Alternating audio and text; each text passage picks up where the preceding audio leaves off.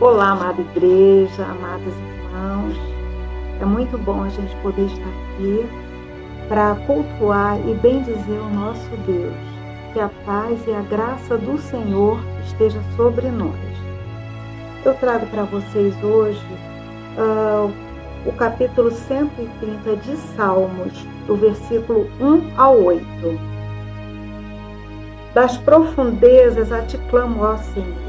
Senhor, escuta minha voz, sejam os teus ouvidos atentos à voz das minhas súplicas.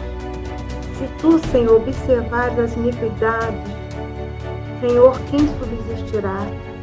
Mas contigo está o perdão, para que sejas temido. Aguardo, Senhor, a minha alma o aguarda, e espero na tua palavra. A minha alma anseia pelo Senhor mais do que os guardas pelo romper da manhã. Sim, mais do que aqueles que esperam pela manhã. Espere, Israel, no Senhor, porque no Senhor há misericórdia e nele há abundante redenção. E ele remirá Israel de todas as suas iniquidades. É muito bom saber que nós temos um Deus que nos perdoa e que nos liberta, nos livra das nossas iniquidades e por as nossas feridas.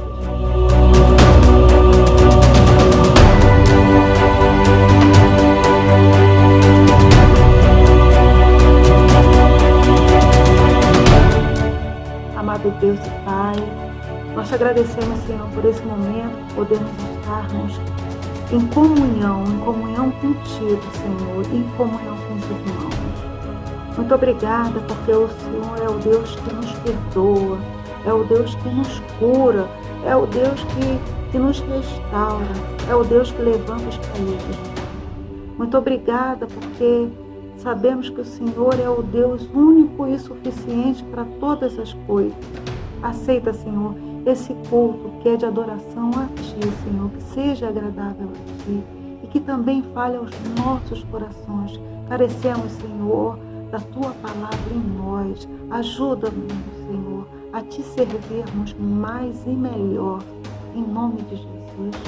Amém.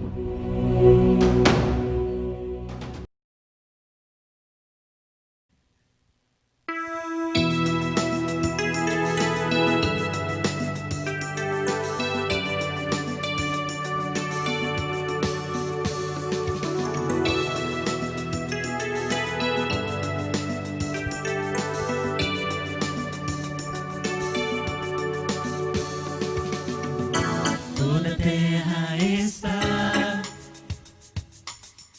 cheia da tua glória. Os céus declaram a tua grandeza, Rei meu e Deus meu. Eu nasci pra te adorar e o teu nome proclamar. Ser um instrumento teu, Rei meu e Deus meu. Deus me chamou, eu disse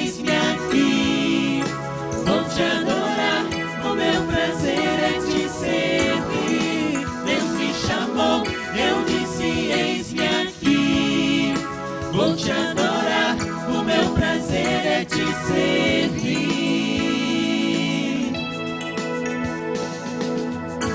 Não consigo mais viver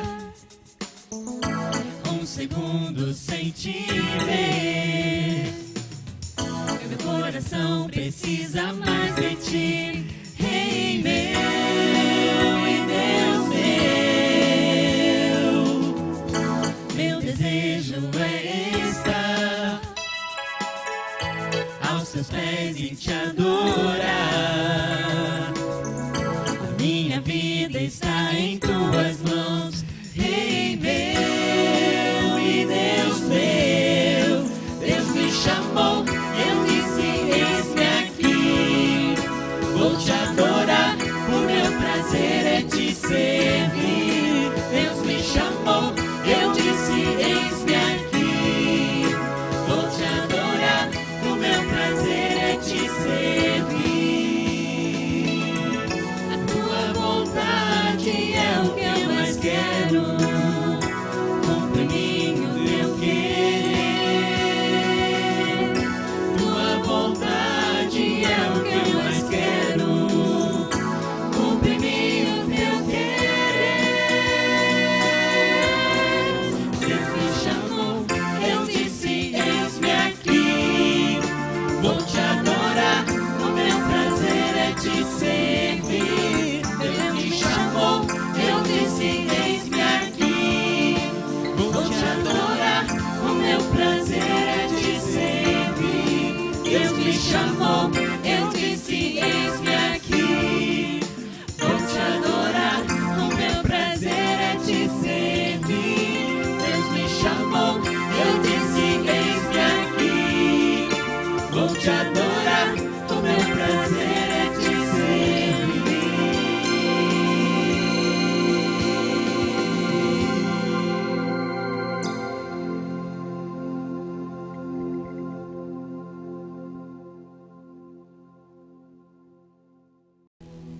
Jesus disse que o primeiro e grande mandamento era amar a Deus sobre todas as coisas.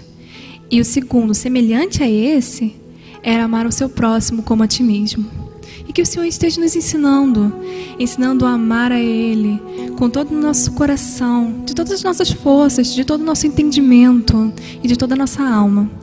E que possamos também aprender com o Senhor a amar o nosso próximo como a nós mesmos.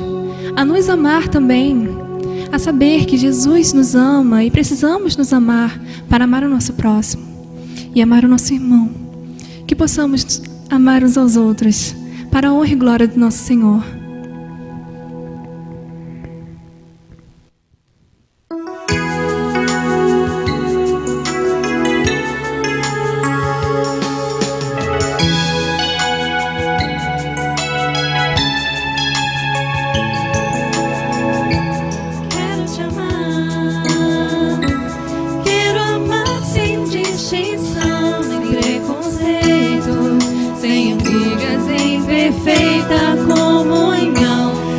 Viver o amor, pois só Ele é capaz de esperar, de compreender e cobrir imperfeições. Quero andar lado a lado com você e na angústia verdadeiramente ser o seu irmão. E viver o perdão que vem de Deus pra nos unir em um só corpo no Senhor, que me une a você e nos faz perceber que esse amor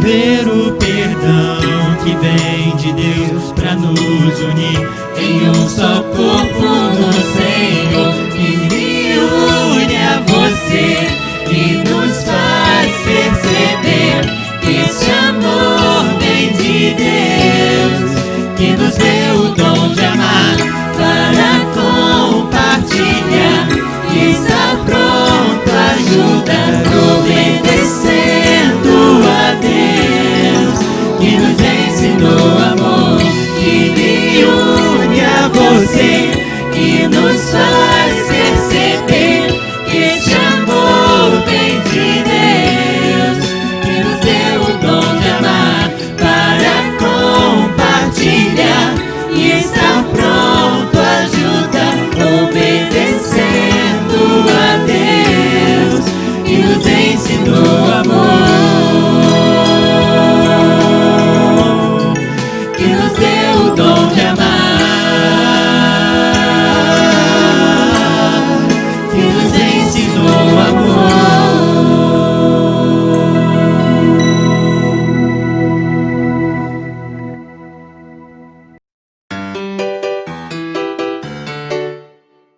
Entregue teu caminho ao Senhor, confie nele e ele tudo fará. Salmo 37, 5.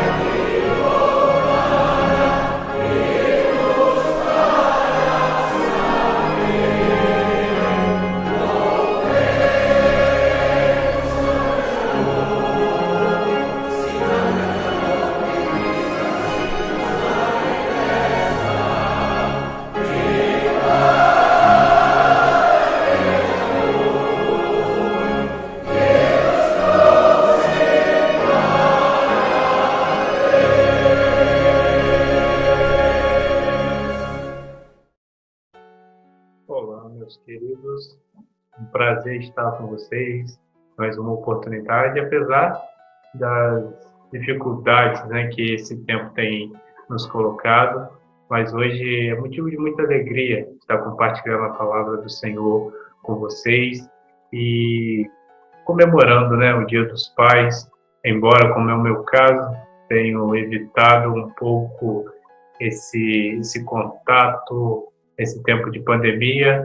Eu louvo a Deus pela vida do meu pai, agradeço ao Senhor por esse dia e poder refletir e orar também em favor dele, interceder em favor do meu pai, para que o Deus, né, o nosso Pai Celestial, possa estar abençoando os nossos pais, os nossos familiares.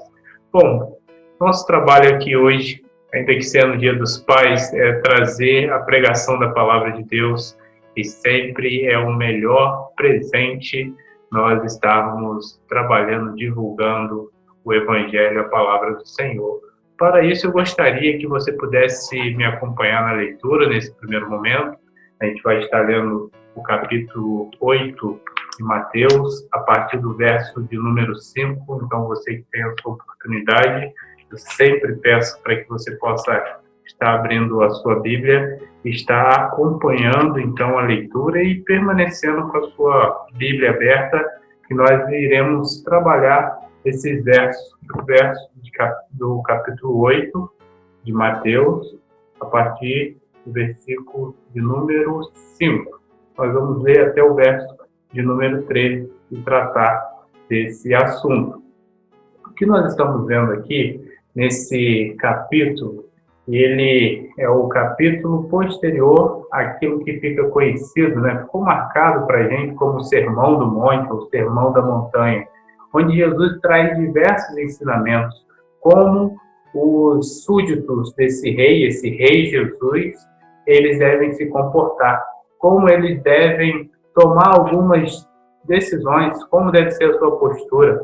Há ensinamentos, então, sobre o reino, sobre como agirmos, como nos comportarmos como cidadãos do reino. Há também, nesse livro de Mateus, nesse evangelho de Mateus, a apresentação desse Jesus. Por isso que eu estou falando como Jesus como rei, porque Mateus o apresenta assim como rei.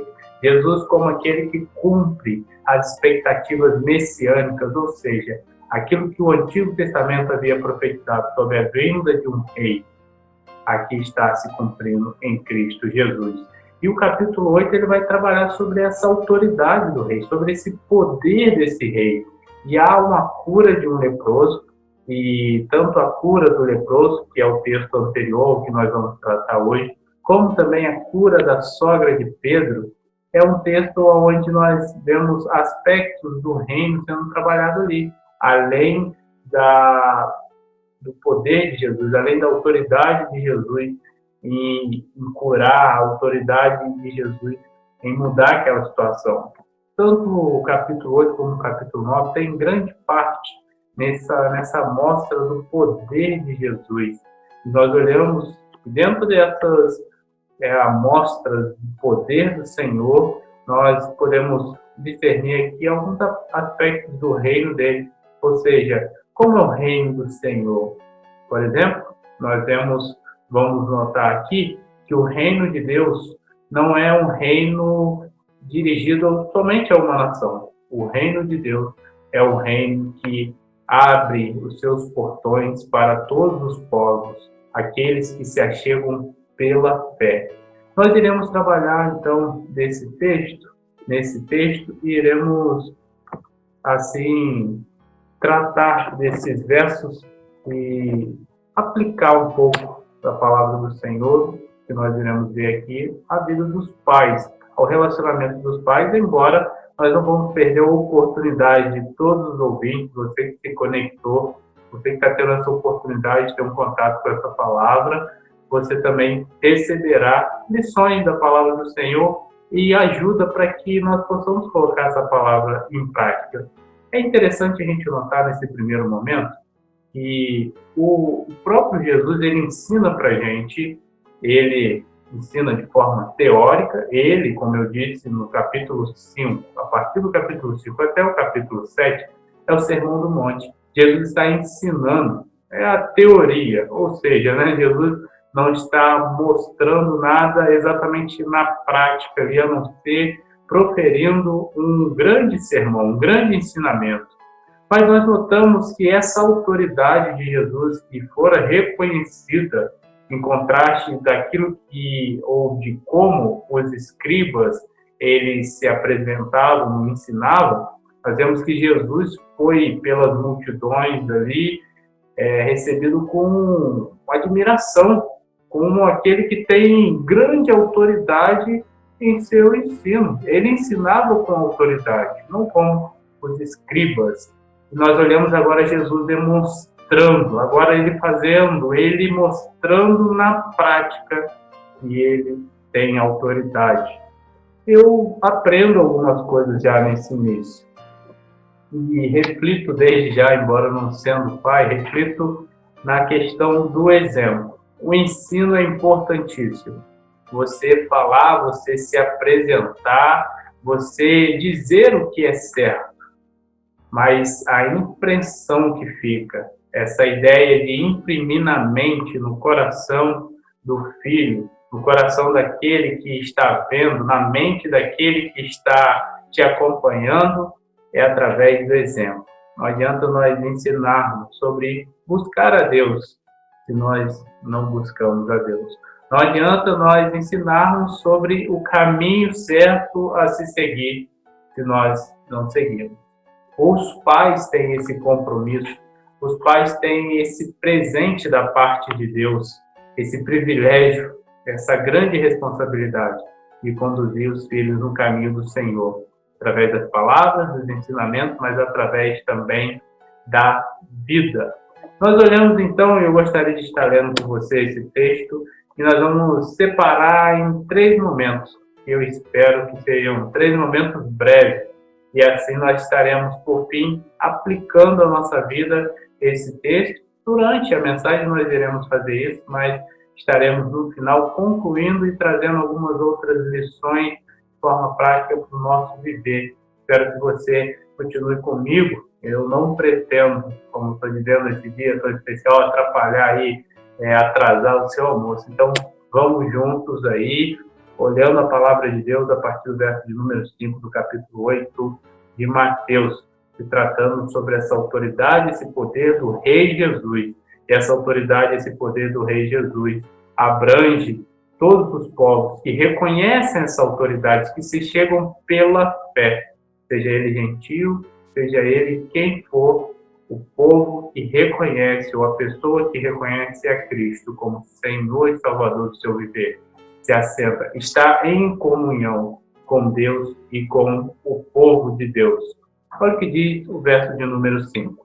Assim que Jesus entrou em Cafarnaum, um centurião aproximou-se dele rogando: Senhor, o meu servo está em casa, deitado, paralítico e sofrendo horrivelmente. Jesus lhe disse: Eu irei e o curarei. O centurião, porém, lhe respondeu: Senhor, não sou digno de que entres debaixo do meu teto, mas somente dize uma palavra e o meu servo será curado. Pois eu também sou um homem sujeito à autoridade e tenho soldados às minhas ordens. E digo a este: vai, e ele vai, e a outro: vem, e ele vem, e ao meu servo: faz isto, e ele faz. Ouvindo isso, Jesus ficou admirado e disse aos que o seguiam: Em verdade vos digo que não encontrei ninguém com tamanha fé em Israel. Também vos digo que muitos virão do Oriente e do Ocidente e se sentarão à mesa de Abraão, Isaque e Jacó no reino do céu. Mas os cidadãos do reino serão lançados nas trevas exteriores. Ali haverá choro e ranger de dentes. Então disse Jesus ao centurião: Vai, e te seja feito conforme creste. E naquela mesma hora o seu servo foi curado. Me chama a atenção nesse texto, além de tudo que eu já destaquei até agora, o fato desse homem, esse centurião romano, ele tratar esse servo, e a palavra também pode indicar não só escravo, mas como também um filho. De qualquer maneira, o que me chamou a atenção é que esse tratamento que esse homem estava dando a esse rapaz era um tratamento de pai para filho. E nós pensamos nesses dias como falta, ainda que exista a paternidade, eu vou colocar a paternidade biológica, ainda que exista isso, falta o que nós acabamos de ler aqui, do que eu estou comentando com você. Esse sentimento de paternidade, essa união, esse desejo de fato se preocupar e de se colocar como aquele que vai buscar o melhor para o outro ou para o filho. A gente vê que no mundo de hoje tudo procura se formatar a palavra de Deus. ou melhor dizendo, as pessoas fogem do padrão que é a palavra de Deus e assim trazem novos padrões. E a gente precisa estar convicto do que a palavra de Deus ela fala sobre a paternidade, o que ela fala de fato sobre a família. Nós, muitas vezes, não estou dizendo que é certo ou errado, não vou entrar no mérito da questão, julgamos comerciais, como está, né, nesses dias sendo muito debatido, nós julgamos tantas situações e esquecemos de olhar para o que é certo. Nós apenas desconstruímos o que é errado. E, de fato, é algo louvável. Mas nós esquecemos de nos apegarmos àquilo que é certo e de passar isso, de propor isso. E aqui nós estamos vendo mais uma, a nível de aplicação, né, mais um apontamento aí para mim e para você, o que, de fato, o reino de Deus nos leva a fazer, o que, de fato, a paternidade deveria levar as pessoas a fazerem. Buscarem o auxílio de Deus, buscarem o auxílio de Cristo para com os outros, para com aqueles que estão sob a sua responsabilidade. Nós olhamos, é claro que naquele tempo há um contexto, eu gostaria de adentrar isso com você, mas indo por parte nesse sermão, dividindo esse texto, primeiro dos versos de 5 a 9, onde há um pedido do centurião a Jesus e o reconhecimento da autoridade do rei por esse centurião. Nós olhamos que houve um ponto de encontro. Cafarnaum, que em outros momentos tinha sido relatado por evangelistas como o quartel-general de Cristo. Jesus passava por ali, tinha a sua base ali. E aqui chega Jesus, então, nesse lugar, em Cafarnaum. E um centurião, esse centurião, ele se aproxima de Jesus, ele é quem vai até Jesus, e nós precisamos pensar o que seria um centurião. Centurião é um soldado romano, mas alguém que liderava pelo menos 100 soldados, mais ou menos 100 soldados, ele era responsável.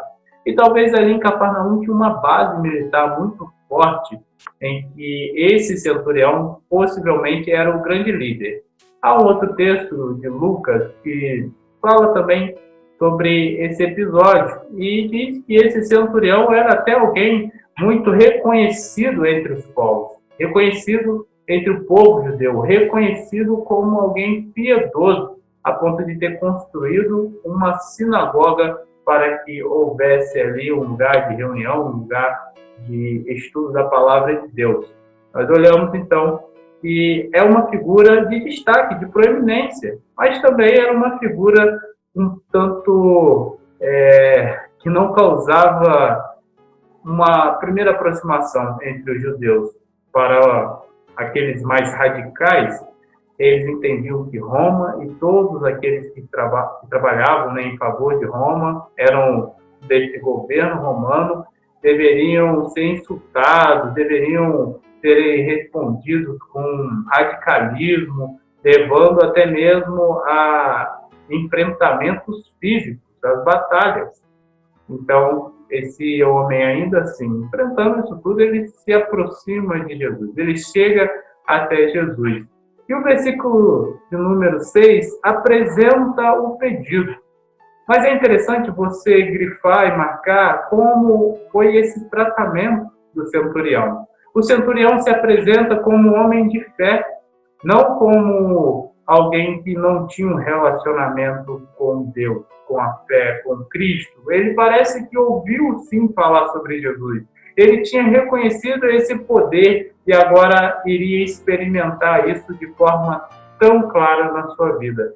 Ele chama então Jesus de Senhor e apresenta o seu servo. Como eu disse, pode essa palavra se referir ao filho dele, ao próprio filho, mas se houver alguma questão, alguma dúvida, o que nós podemos notar aqui é que o mais importante estava acontecendo. Havia um sentimento muito especial, um carinho muito grande, como se fosse mesmo de pai para filho desse centurião como seu servo. E ele apresenta então essa situação a Jesus.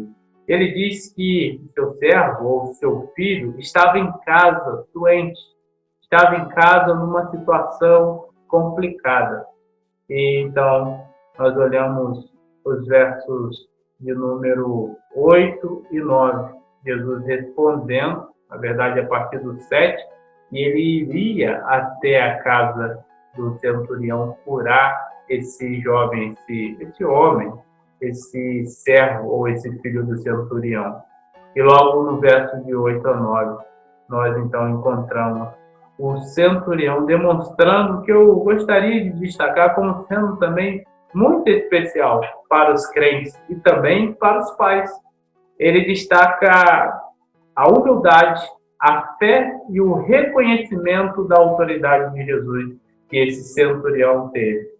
Vamos olhar então, analisar o verso de número 8. O centurião, porém, lhe respondeu: Senhor, não sou digno de que entres debaixo do meu teto, mas somente dize uma palavra e o meu servo será curado. Nessa parte primeira desse versículo 8, nós notamos então essa humildade, esse homem que era tido pela população, por grande parte dessa população, como um homem de autoridade. Esse homem se coloca diante de Jesus de forma humilde. Ele fala: Senhor, assim como João Batista fez, eu não sou digno disso. Eu não sou digno de receber o Senhor em minha casa. E ele demonstra fé. Ele fala: olha, basta o Senhor proferir uma palavra, que eu creio que aquele servo, que aquele garoto, aquele homem será curado. Nós olhamos então a humildade, a fé, como parte interessantíssima, como parte importantíssima daquele que é filho de Deus, daquele que é parte do reino de Deus e daquele que exerce a paternidade. Precisa-se haver humildade para lidar, humildade para tratar uns com os outros e até mesmo para corrigir erros dos filhos. Nós olhamos que, não diferente, é preciso ter fé. Não adianta todo um serviço, que é um serviço especial, é um serviço de grande responsabilidade, de grande privilégio. Nós vemos pessoas mudando de vida, tendo uma transformação depois que são pais, mas sem fé. Tem essa fé salvífica, que é a fé, não pela fé, mas é a fé em Cristo Jesus. Nós precisamos destacar isso. Os pais precisam ter fé em Cristo Jesus, colocar a sua fé, o seu objeto de fé em Cristo Jesus, sendo Cristo Jesus. E nós olhamos que, ao mesmo tempo, esse centurião, ele reconhece a autoridade de Jesus. O versículo 9, o centurião, ele começa a falar de si. Olha, Jesus, eu sei que o Senhor tem autoridade. Eu sei porque eu tenho um pouquinho disso, do que esse mundo pode me oferecer, desse cargo. Eu tenho possibilidade de chamar alguns soldados e dar ordem para que eles façam isso, ou façam aquilo, vão ali ou venham cá. Eu tenho servos à disposição, tenho servos que eu digo: faz isso e faz aquilo, e ele faz. O Senhor é alguém que tem uma autoridade muito maior do que eu. Eu sei que o Senhor pode curar com uma só palavra. É interessante que no versículo de 10 a 12, nós vemos a reação de Jesus e alguns ensinamentos sobre o reino, esse reino de Jesus. No verso de número 10, há uma admiração sobre a fé.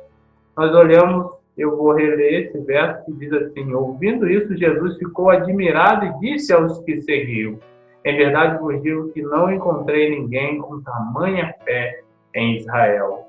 Jesus, ele havia, sim, por outro lado, ficado admirado, infelizmente de forma negativa.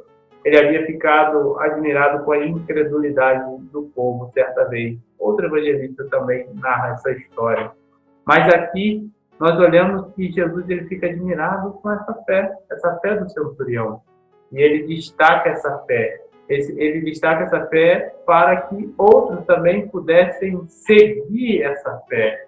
E ele diz que nem mesmo nos territórios onde a lei era tão anunciada, nos territórios onde a palavra de Deus era tão pregada e estudada, ele encontrou fé. E ele aproveita a partir desse episódio para falar algo sobre os gentios no reino de Deus. É apresentado, então, como no versículo 11, como se o reino de Deus, os judeus pensavam assim, né?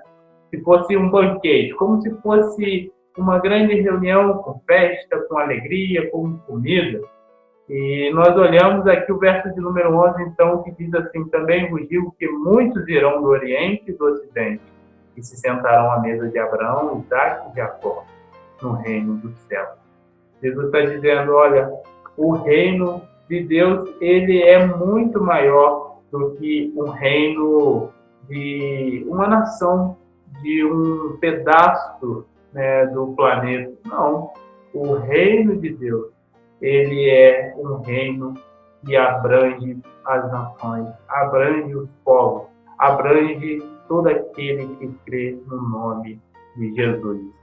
Nós olhamos que ele cita Abraão, Isaque e Jacó, são esses patriarcas, mas todos aqueles que se achegam ao reino pela fé, pelo arrependimento, vão se assentar, vão participar dessa comunhão com esse povo de Deus, com Israel de Deus, Israel principal, Israel verdadeiro, aquele que recebe o reino de Deus pela fé. No verso de número 12, nós olhamos os cidadãos do reino e se referem aos judeus, aqueles que, na verdade, a gente poderia dar o nome de israelenses, ou seja, aqueles que faziam parte da nação de Israel, mas, de fato, não eram israelitas, não tinham um coração circuncidado. Jesus traz um ensinamento para eles. Vocês, né, os cidadãos do reino, então esses serão lançados nas trevas exteriores, e ali haverá choro e ranger de dentes. O que Jesus está trabalhando aqui, e de fato a mensagem é um tanto pesada, eu não gostaria de estragar esse dia, mas é a palavra de Deus que está sendo pregada, e é o próprio Jesus que fala do inferno, fala da perdição eterna, das trevas. Jesus, ele parte desse banquete, esse banquete celestial, esse banquete do rei, para trazer a ideia de que fora desse banquete, fora desse reino, e a imagem aqui é como se fosse, né, a casa do rei, como se fosse aquele banquete na casa do rei com tudo iluminado, havendo todo o conforto, aquele clima aconchegante, um banquete, mas fora dele não haviam luzes, haviam trevas, haviam choro, ranger de dentes. Jesus está falando aqui sobre muitos que se acham pertencentes ao reino de Deus, mas que não são. Jesus estava dirigindo essa palavra àquele povo, e hoje não diferente, vale para a gente. Eu gostaria de mais uma vez aplicar isso aos pais, levá-los a pensar no tratamento com o filho. Nós olhamos que é costumeiro, né, dentro da igreja, usar essa expressão. Filho de peixe, peixinho é, mas filho de crente, crentinho não é. Há um trabalho a ser feito com os filhos. Os filhos são pecadores por natureza. E os pais precisam ensinar que não é pela fé que eles têm que seus filhos também vão seguir ou vão ser salvos. Há uma decisão que precisa ser individual. E os pais também, muitas vezes, estão alicerçados na boa conduta, no filho que é um bom cidadão, no filho que é um bom cristão, mas o pai não tomou uma decisão e vê como se o seu trabalho tivesse sido bem feito. O pai também precisa tomar essa decisão. É interessante, na verdade, que dentro do lar, o pai tome essa decisão e conduza o seu lar com a esposa, com os filhos, em direção a Deus. É preciso reconhecer o Senhor, é preciso seguir ao Senhor e levar outros também a estarem sendo seguidores de Cristo, por conta do nosso testemunho, do nosso exemplo e do nosso ensino. Não está se tratando o reino de Deus de algo que possa ser meramente sanguíneo. É preciso, há necessidade de uma transformação, de uma conversão. Nós olhamos o verso de número 13, e o verso de número 13, ele termina essa parte, esse pequeno pedaço que a gente chama, né, de perícope, que tem um começo, meio e fim, essa mensagem, e diz que houve essa cura instantânea. Jesus, no versículo 13, diz: então diz Jesus ao centurião: vai, e te seja feito conforme crês. Naquela mesma hora, o seu servo foi curado.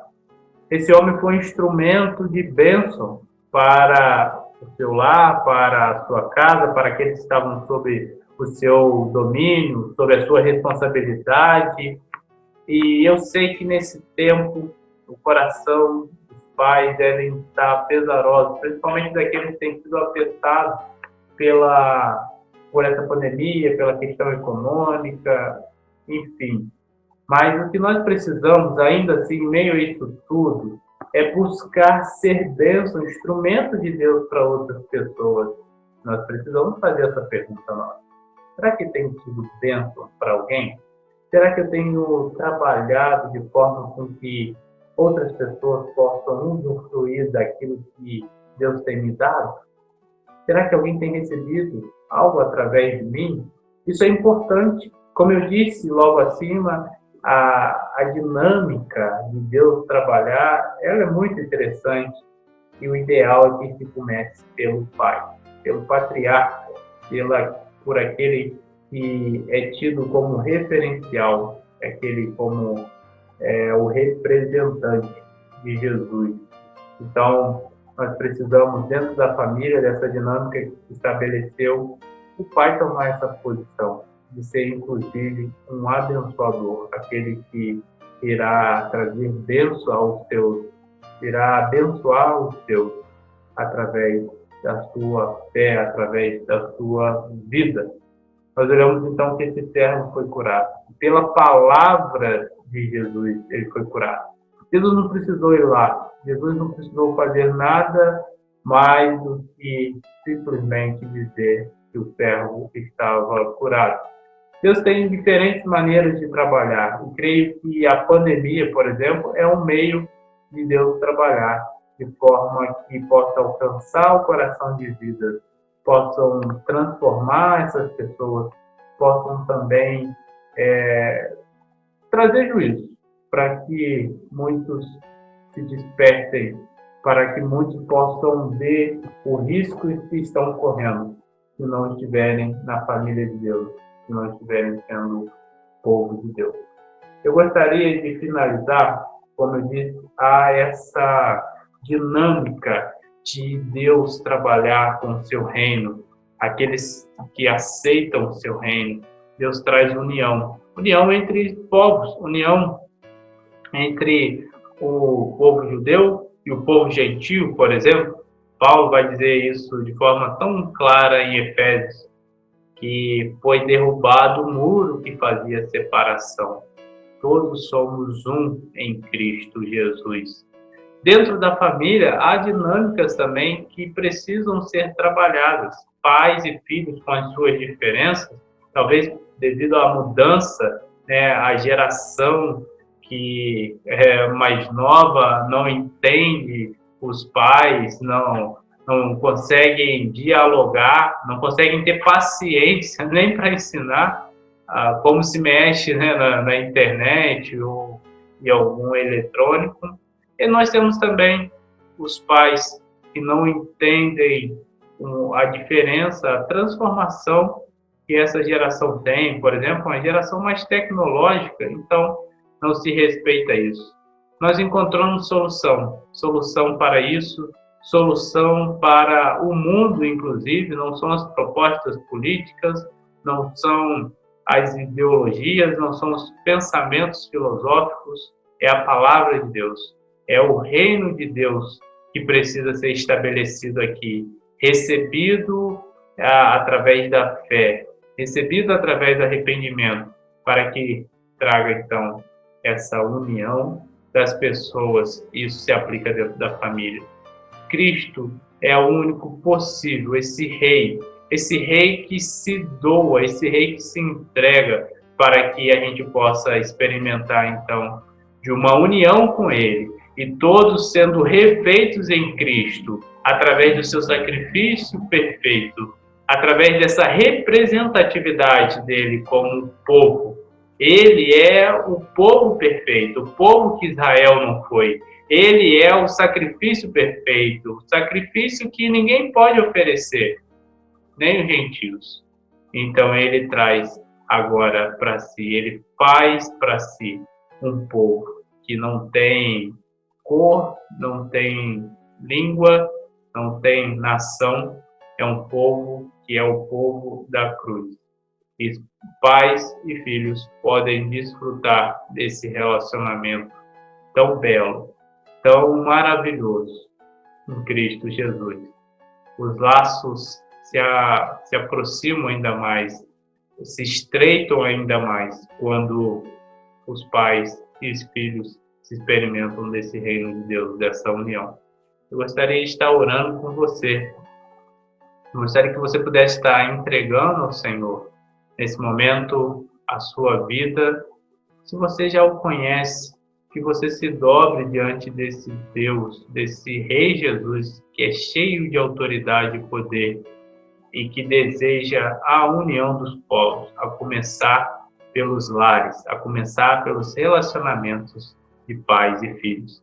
Mas que Deus também alcance o seu coração, querido visitante que está conectado aí conosco, para que você se ajunte a esse povo, para que você faça parte dessa família do Senhor Jesus. Oremos a Deus. Pai, nós te louvamos por esse dia, te agradecemos por essa semana, Deus. Ó Deus, nesse dia tão especial, queremos agradecer pelos pais, agradecer porque o Senhor tem dado pessoas para cuidar da gente, nos ensinar, e está, Senhor, cumprindo, representando o Senhor. Pai, o pecado trouxe tanta dificuldade para que os homens, de modo geral, fossem representantes do Senhor, e os pais também. Ajude, Senhor, os pais para que tenham a mente do Senhor e exerçam, então, a paternidade de forma que glorifique o seu nome. Ajude os filhos para que desfrutem desse relacionamento e que vejam também, Senhor, como o Filho, Jesus Cristo, desfrutou de uma obediência, foi obediente até a morte e se alegrou porque era alguém que trouxe agrado a Ti, Pai. Que nós possamos também, como filhos, seguir o exemplo de Cristo Jesus. Deus, nós olhamos essa passagem que fala sobre a união, sobre trazer os povos, Deus, tanto judeus quanto gentios, para um mesmo sobrenome, ou seja, o povo da cruz. Que hoje também, Senhor, aqueles que não se juntaram, não têm a cruz como sobrenome, não têm o sangue de Jesus no seu nome completo, que possam também, Senhor, adentrar essa família e desfrutar, Senhor, da paternidade do Senhor. Obrigado, Deus, por esse dia, em nome de Jesus. Amém.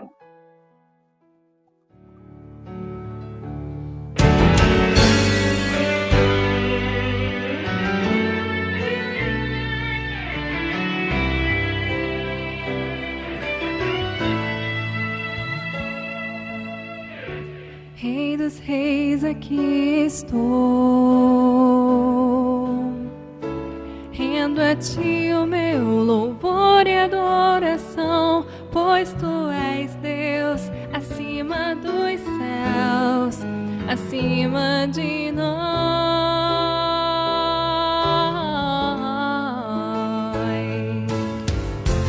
O universo se formou com a tua voz,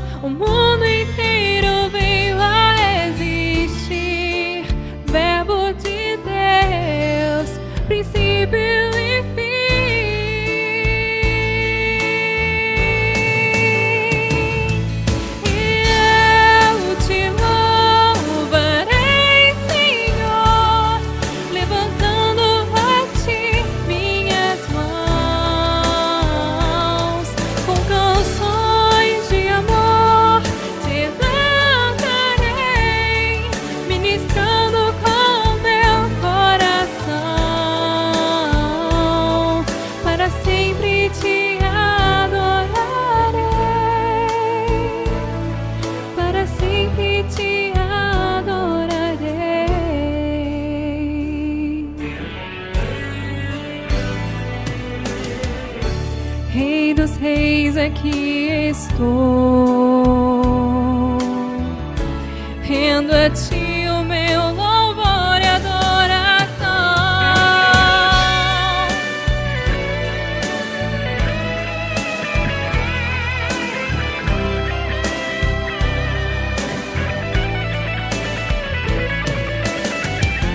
O universo se formou com a tua voz. O mundo inteiro veio a existir. Verbo de Deus, princípio e fim.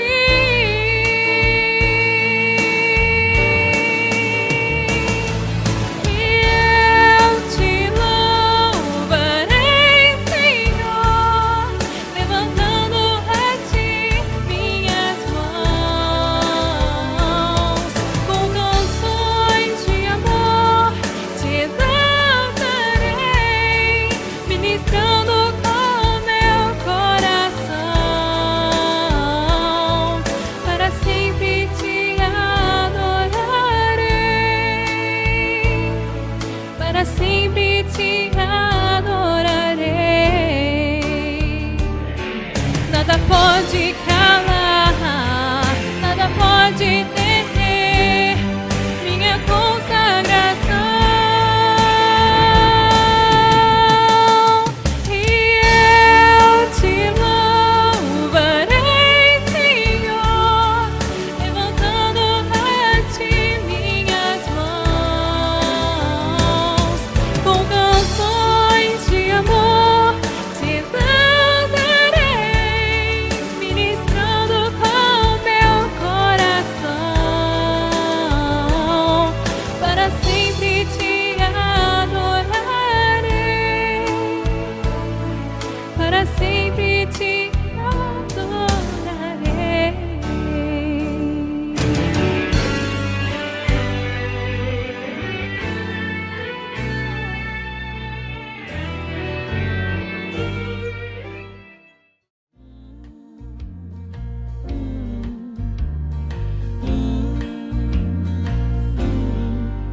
Vem aqui no meu coração. Desejo de que Deus os abençoe, que Deus nos fortaleça nesse dia, para a honra do nome dEle, para a alegria nossa, para o nosso crescimento também. Então, olho em volta e me sinto só, mesmo havendo gente ao meu redor, e percebo que o lugar melhor é ficar juntinho de quem é maior.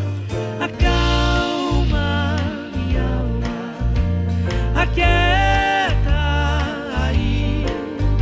O Pai tá cuidando de tudo pra ti. Descansa nos braços de quem te quer bem.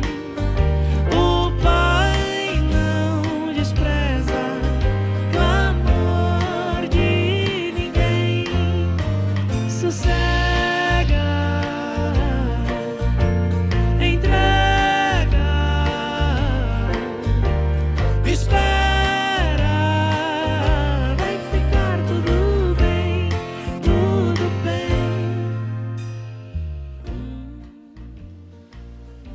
Que o amor de Deus Pai, que a graça redentora de Jesus, seu Filho amado, que a comunhão e a consolação do Espírito Santo seja sobre todo o povo de Deus, ajudando-nos a viver testemunhando de Jesus que vive em nós, desde agora e para sempre. Amém. E recordam que Deus é fiel, e é de lá que o socorro vem, porque seu cuidado sempre vai além, além. Amado da minha alma, descanso em ti. O teu refrigério é tudo pra mim. Tu tens o domínio